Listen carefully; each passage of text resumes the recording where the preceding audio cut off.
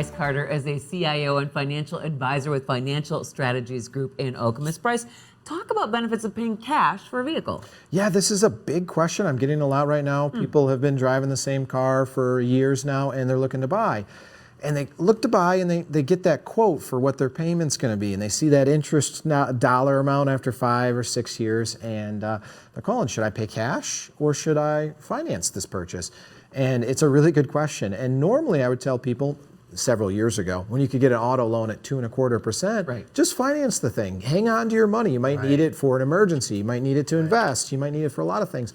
But now when we're looking at auto loans at 6%, 7%, I would just tell people, if you have the cash on hand, go ahead and pay cash for it. Now, every situation's different, but if you can and the interest rates are too high, just pay cash for it. You know, my aunt did that, and she saved she'd keep a car for 3 years. During that 3 years, she'd save the car like she was making a payment? Like she was making a payment and then buy a new car in 3 years. So she did that, which was proactive. So are there benefits of financing?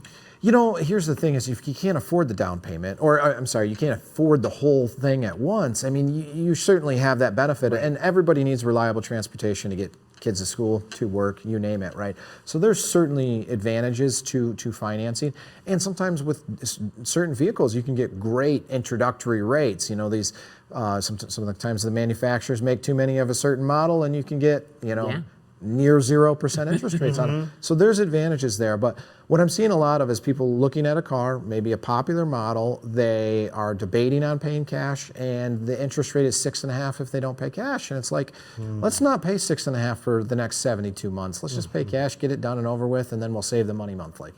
All auto loans are not the same. That's 100% true. That is 100% true. Red flags. One big thing is that if you are paying cash, you'll usually have a lot more negotiation power, particularly with used vehicles. That's a quick, easy transaction for almost all dealers, and you're out of there before lunch, right? So it's a pretty good advantage to do that. What are some of the red flags to look for if we're signing up for an auto loan? Yeah, so if you're getting quotes, for example, on mortgage interest rates, it doesn't impact your credit. But if you go to 5 dealerships and you get 5 quotes for what your auto loan interest rate is, those are all reported on your credit and hurts your credit score. Ooh. So don't do that.